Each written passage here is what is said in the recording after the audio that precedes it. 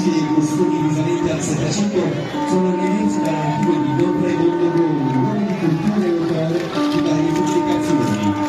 Le poesie del gesuita Bonaventura Luteri, poeta, avevano già visto luce grazie alla raccolta che loro aveva fatto nel 1900. Durante le lunghe intervenzioni che Micheli faceva con gesuita per evangelizzare la Sardegna centrale, i Micheli descrive la vita del Settecento, comprese le diverse rappresentazioni che sono per lui materiale prezioso di studi e di ricerca.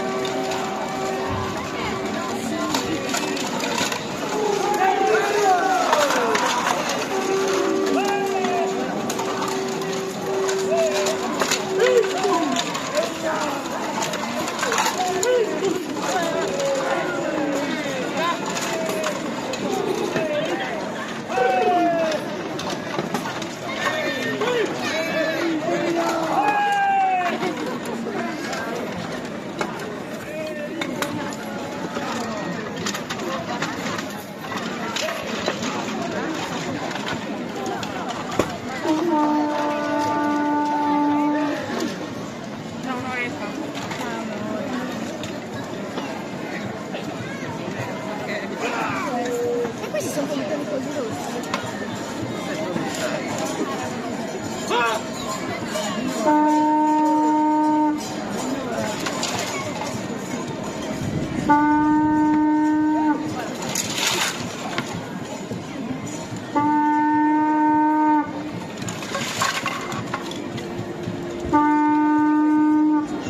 Isaleste si sorso prefisso, maschere di sordo.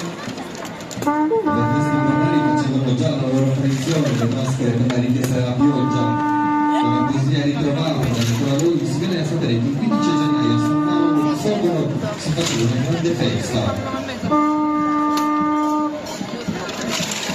I literi, dopo aver descritto la fatica, la sofferenza del cammino si faceva e tutta la vita che si svolgeva all'interno di San Mauro, come la gente, con rispetto del freddo, trascorreva la notte tra vari e campi, mentre le maschere sorgonesi davanti ai sottorestes giravano intorno al fuoco, travestiti con peli di vario genere, le spalle cariche di orsi e di animali.